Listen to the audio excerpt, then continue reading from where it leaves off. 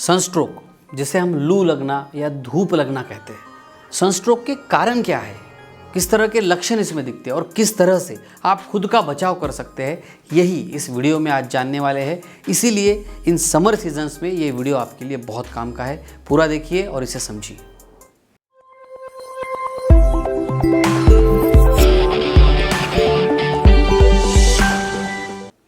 नमस्कार, मैं डॉक्टर शीतल टोंग से आपका बहुत बहुत स्वागत करता हूँ मेरे इस यूट्यूब चैनल पर। धूप लगने के कौन से लक्षण होते हैं, कैसे आपको पता चलेगा कि आपको लू लगी है, आइए सबसे पहले जानते हैं इसके लक्षणों के बारे में। देखिए, सबसे पहले आपको क्या होगा, सरदर्द हो सकता है। आप जैसे ही धूप से आते हैं आपको सरदर्द महसूस हो सकता है, या फिर आपको मतली हो सकती है, कभी कभी उल्टी भी हो सकती है। और इसी के साथ साथ वीकनेस, गलावटपन लगना, चक्कर आने जैसा होना, बार बार मुंह सूख के आना, इस तरह के लक्षण कॉमनली दिखते हैं। कुछ पेशेंट्स में पाया जाता है कि उनकी सांस की जो गति है वो बढ़ जाती है, दिल जोरों जोरों से धड़कने लगता है, चिड़चिड़ापन उनका बढ़ जाता है, आंखों में जलन होने लगती है, उनकी मांसपेशियों में खिंचाव सा उनको महसूस होता है, दर्द सा उनको महसूस होता है, त्वचा उनकी सूखने लगती है, ड्राई त्वचा होने लगती है। काफ़ी पेशेंट्स में हम देखते हैं कि उनको बुखार भी इसके साथ साथ आ जाता है। और अगर ये समस्या ज़्यादा बढ़ जाए तो फिर आपके त्वचा का कलर जो है वो भी लाल होने लगता है, आपको थोड़ा कन्फ्यूजन लग सकता है, भ्रम के जैसी अवस्था इसमें देखी जाती है। बोलने में गड़बड़ी या बेहोशी के जैसी कंडीशन भी लू लगने की वजह से हो सकती है, और इसीलिए इसको समझना और इसका इलाज करना बहुत ज़रूरी होता है। अब सबसे बड़ा सवाल है कि क्यों ये लू लगती है, क्या इसका कारण है। देखिए, क्या होता है, हमारे ब्रेन के अंदर, हमारे दिमाग में एक थर्मो रेगुलेटरी सेंटर होता है जो हमारे शरीर के टेम्परेचर को मेंटेन रखने का काम करता है।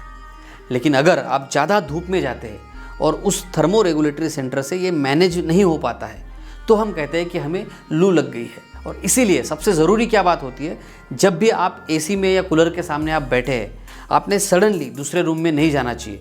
सडन टेम्परेचर में चेंजेस हो ऐसा आपने बिल्कुल भी नहीं करना चाहिए।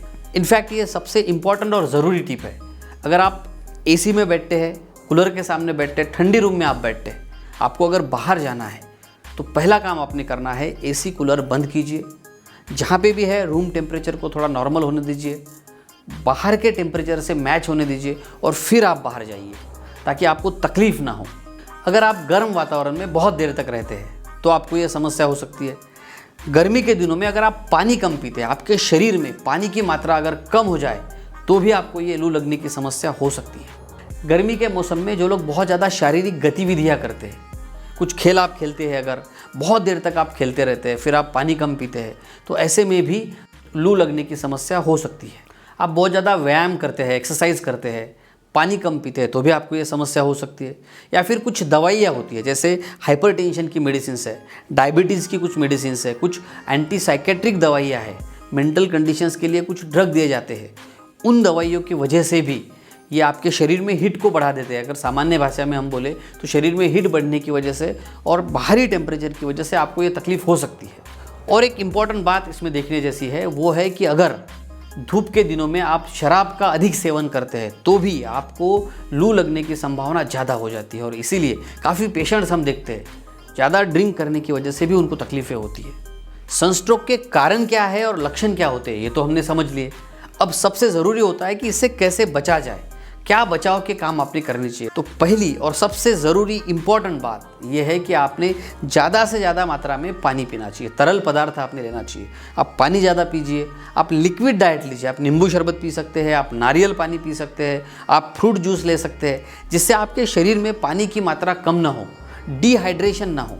पानी की मात्रा अगर कम हो जाए तो ये समस्या बढ़ जाती है। इसीलिए सबसे पहली दवा अगर लू लगने में कोई है तो वो है पानी का अच्छी मात्रा में सेवन करना। दूसरा महत्वपूर्ण उपाय ध्यान में रखिए, आपको हल्के सफ़ेद कलर के और ढीले कपड़े पहनना है जिससे आपको धूप की समस्या ना हो।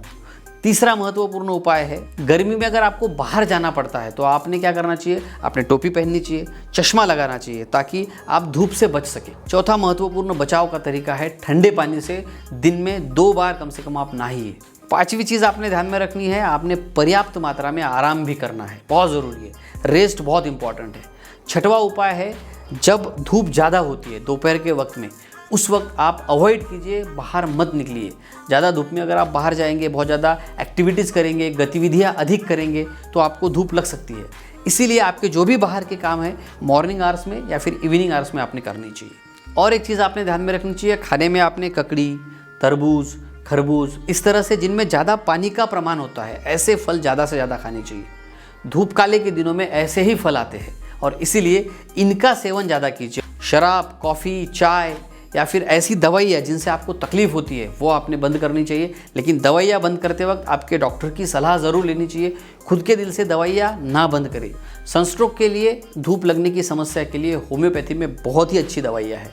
आपके नज़दीकी डॉक्टर से आप मिल सकते हैं, उनसे भी मेडिसिन आप ले सकते हैं या आप मुझसे भी कंसल्टिंग कर सकते हैं। जिनको हर साल ये समस्या होती है, होम्योपैथी की दवाइयाँ लीजिए, आपका प्रॉब्लम परमानेंटली इससे सॉल्व हो सकता है। सो होम्योपैथी लीजिए, धूप से बचिए, हंसते रहिए, मुस्कुराते रहिए। धन्यवाद।